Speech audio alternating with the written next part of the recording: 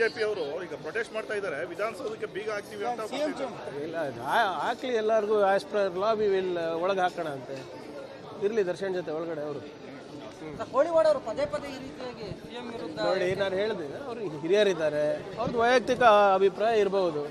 ಆದರೆ ನಮ್ಮ ಪ್ರಶ್ನೆ ಇರೋದು ಮಹಿಳೆಯರ ಬಗ್ಗೆ ಏನು ಮಾತಾಡಿದ್ದಾರೆ, ದಲಿತರ ಬಗ್ಗೆ ಏನು ಮಾತಾಡಿದ್ದಾರೆ, ಅದನ್ನು ಯಾವಾಗ ವಸೂಲಿ ಮಾಡೋ ಟೈಮ್ನಲ್ಲಿ ಕಸದ ಮೇಲೆ ಹಣ ಮಾಡೋ ಸಂದರ್ಭದಲ್ಲಿ ಇವೆಲ್ಲ ಮಾತು ಹೊರಗೆ ಬರ್ತಾ ಇದೆಯಲ್ಲ, ಇದ್ರ ಬಗ್ಗೆ ಮಾತನಾಡ್ತಾರ? ನೈತಿಕತೆ ಬಗ್ಗೆ ಮಾತಾಡ್ತಾ ಇದ್ದಾರಲ್ಲ ಇಷ್ಟು ಇವರು. ಬಿ ಜೆ ಪಿ ಒಡೆದ ಮನೆ ಆಗಿದೆ. ಯತ್ನಾಳ್ ಅವ್ರು ಇರ್ಬೋದು, ರಮೇಶ್ ಜಾರಕಿಹೊಳಿ ಅವರು ನಿನ್ನೆ ಯಾರ ಮನೆಗೆ ಹೋಗಿ ಭೇಟಿ ಆಗಿದ್ದಾರೆ ರೀ? ಈಶ್ವರಪ್ಪ ಅವ್ರ ಮನೆಗೆ ಹೋಗಿ ಭೇಟಿ ಆಗಿದ್ದಾರೆ. ಮಾತಾಡ್ತಾರೆ ವಿಜೇಂದ್ರ ಅವರ ಅದೆಲ್ಲ ಮುಚ್ಚಾಕ್ಲಿಕ್ಕೆ ಇವತ್ತು ಇವರೆಲ್ಲ ಮಾಡ್ತಾ ಇರೋದು. ರಾಜ್ಯಪಾಲರ ಕಚೇರಿ ಬಿ ಜೆ ಪಿಯವರ ಕೇಂದ್ರ ಕಚೇರಿ ಆಗಿದೆ. ಗವರ್ನರ್ ಅವರು ಸ್ಟೇಷನ್ ಹೌಸ್ ಆಫೀಸರ್ ಥರ ವರ್ತನೆ ಮಾಡ್ತಾ ಇದ್ದಾರೆ.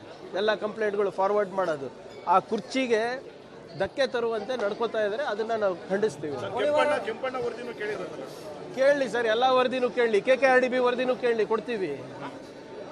ಎಲ್ಲನೂ ಕೇಳಲಿ. Justice Kumar report, interim report ಕೇಳಿ ಕೊಡ್ತೀವಿ. ಯಾರು ಬೇಡ ಅಂದಿದ್ದಾರೆ. ಆದರೆ ಅದ್ರ ಮೇಲೆ ಏನಾದರೂ ಆ್ಯಕ್ಷನ್ ತಗೋತಾರ? ಇಲ್ಲ. ಯಾಕಂದರೆ ಅದರಲ್ಲಿ ಅವ್ರ ಸಂತಾನ ಇದೆ. ಅದರಲ್ಲಿ ಎಲ್ಲ ಬಿ ಜೆ ಪಿಯವರು ಇದ್ದಾರೆ, ಅದಕ್ಕೆ ಅದ್ರ ಬಗ್ಗೆ ಕೇಳೋದಿಲ್ಲ. ಈಗ ವಿರೋಧ ಪಕ್ಷದ ಮೇಲ್ಮನೆ ನಾಯಕರ ಮೇಲೆ ಒಂದು ಕಂಪ್ಲೇಂಟ್ ಹೋಯ್ತಲ್ಲ, ಏನಾದರೂ ಕೇಳಿದಾರ ಅದ್ರ ಬಗ್ಗೆ? ಎಜುಕೇಷನಿಗಂತ ಲ್ಯಾಂಡ್ ತೊಗೊಂಡು ಬಿರಿಯಾನಿ ನಡೆಸ್ತಾ ಇದ್ದಾರಲ್ಲ, ಅಂಗಡಿ ನಡೆಸ್ತಾ ಇದ್ದಾರಲ್ಲ, ಅದ್ರ ಬಗ್ಗೆ ಯಾಕೆ ಕೇಳಿಲ್ಲ? ಯಾಕೆ ಸಿದ್ದರಾಮಯ್ಯ ಅವ್ರ ಬಗ್ಗೆ ದೂರು ಬಂದಾಗ 12 ತಾಸು ಬೇಕಾಗಿತ್ತು, ನನ್ನ ಬಗ್ಗೆ ದೂರು ಬಂದಾಗ 24 ತಾಸು ಬೇಕಾಗಿತ್ತು. ಮೇಲ್ಮನೆ ವಿಪಕ್ಷದ ನಾಯಕರು ನಾರಾಯಣ ಸ್ವಾಮಿ ಚೆಲುವಾದಿ ಅವ್ರದ್ದು ದೂರು ಬಂದಾಗ 15 ದಿನ ಆಗಿದೆ. ಅದ್ರ ಬಗ್ಗೆ ಮಾತಾಡ್ತಾರೇನ್ರಿ ಗವರ್ನರ್ ಅವರು?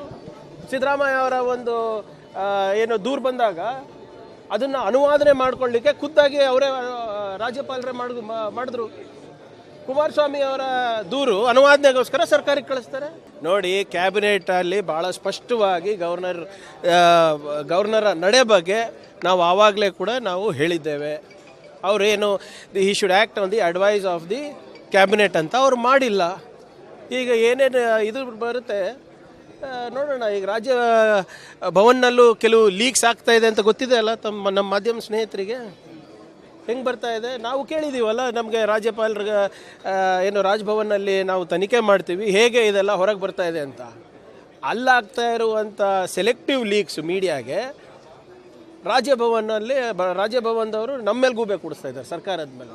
ಅದನ್ನು ತನಿಖೆ ಆಗಲಿ. ಕೋರ್ಟಲ್ಲಿ ಆದೇಶ ಬಂದಿದ್ದು ಇಮಿಡಿಯೇಟ್ ಆಗಿ ಪ್ರಧಾನಿಯವರು ಕೂಡ ರಿಯಾಕ್ಟ್ ಮಾಡಿದ್ದಾರೆ. ನೋಡ್ರಿ, ಪ್ರಧಾನಿಯವರು ಅದೇ ನನಗೆ ಹೇಳ್ತಾ ಇದ್ದಾರಲ್ಲ, ನಮಗೆ ಪ್ರಧಾನಿಯವರ ನಡೆ ಬಗ್ಗೆ ಆಶ್ಚರ್ಯ ಇಲ್ಲ. ಕಳೆದ 10 ವರ್ಷದಿಂದ ಆ ಕುರ್ಚಿಯ ಘನತೆಯನ್ನು ಮರ್ತೋಗಿದ್ದಾರೆ. ನೀವು ಮೊನ್ನೆನೂ ಕೂಡ ಹರಿಯಾಣದಲ್ಲಿ ನೋಡಿದರೆ ಹೆಂಗೆ ಕನ್ನಡಿಗರಿಗೆ ಅವಮಾನ ಮಾಡ್ತಾರೆ. ಗಣೇಶ ಪೊಲೀಸ್ ವ್ಯಾನಲ್ಲಿ ಹೋಗ್ತಾ ಇರೋದು ಗೊತ್ತಿದೆ ಪ್ರಧಾನಮಂತ್ರಿ ಮೋದಿಗೆ. ಚಿಕ್ಕ ಕೆರೆನಲ್ಲಿ ಮುಳುಗಿದೆಯಾ, ದೊಡ್ಡ ಕೆರೆಯಲ್ಲಿ ಮುಳುಗ್ತಾ ಇದೆಯಾ ಗಣಪತಿ ಗೊತ್ತಿದೆ. ಆದರೆ ಪಾಕ್ಸ್ಕೋ ಕೇಸ್ ಬಗ್ಗೆ ಮಾತಾಡೋದಿಲ್ಲ, ಮುನಿರತ್ನ ಬಗ್ಗೆ ಮಾತಾಡೋದಿಲ್ಲ, ಇಲ್ಲಿ ನಡೆದಂಥ ಭ್ರಷ್ಟಾಚಾರದ ಬಗ್ಗೆ ಮಾತಾಡೋದಿಲ್ಲ. ಅವರಿಗೆ ನಿಜವಾಗ್ಲೂ ನೈತಿಕತೆ ಇದ್ದರೆ ಮಾತಾಡಲಿ. ಇವರು ಎಲ್ಲ ನಾಯಕರ ಬಗ್ಗೆ ಮಾತಾಡಲಿ. ನಾವೇನೇ ಇದ್ರೂ ಕೂಡ ಸಂವಿಧಾನಿಕವಾಗಿ ಮಾತಾಡಬೇಕು. ಮೀಡಿಯಾದಲ್ಲಿ ಮಾತಾಡಿದ್ರೆ ಆಗಲ್ಲ. We will take whatever legal action needs to be taken against whoever, against BJP ಇರ್ಬೋದು, ಅಗೇನ್ಸ್ಟ್ ಗವರ್ನರ್ ಇರ್ಬೋದು. We will do it. ಈಗ ಬಿಜೆಪಿ ಅವರು ಕೊಡ್ಲಿ, ಅಬ್ಸಲ್ಯೂಟ್ಲಿ ಕೊಡ್ಲಿ, ಧಾರಾಳವಾಗಿ ಕೊಡ್ಲಿ. ಆದರೆ ಅದೇ ಹೇಳಿದ್ನಲ್ವಾ, ಈಗ ನಮ್ಮಲ್ಲಿ ಹೆಂಗೆ ಮಿಂಚಿನ ವೇಗ ಇದೆ, ಬಿ ಜೆ ಪಿ ಅವ್ರು ಬಂದಾಗ ಏನಾಗ್ತದೆ, JDS ಅವ್ರು ಬಂದಾಗ ಏನಾಗುತ್ತೆ? ಎಷ್ಟು ವರ್ಷದಿಂದ ಕೊಳಿತಾ ಇದೆ ಸರ್ ಕುಮಾರಸ್ವಾಮಿ ಅವ್ರ ಫೈಲು ಅವ್ರ ಮುಂದೆ? ಜೊಲ್ಲೆ ಅವ್ರ ಫೈಲ್ ಎಷ್ಟು ವರ್ಷದಿಂದ ಕೊಳಿತಾ ಇದೆ ಅವ್ರ ಟೇಬಲ್ ಮೇಲೆ? ಅದ್ರ ಬಗ್ಗೆ ಏನಾದರೂ ಪ್ರಸ್ತಾಪ ಮಾಡಿದ್ರೆ ಅದಕ್ಕೆ ಕ್ವೇರಿ ಅಂತೆ.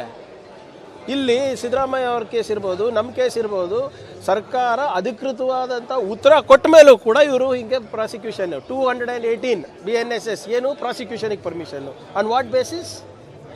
ಏನು ಇನ್ವೆಸ್ಟಿಗೇಷನ್ ರಿಪೋರ್ಟ್ ಇತ್ತು ಅವ್ರ ಹತ್ರ? ಏನು ಕೋರ್ಟ್ ಏನು ಹೇಳಿದ್ದಾರೆ?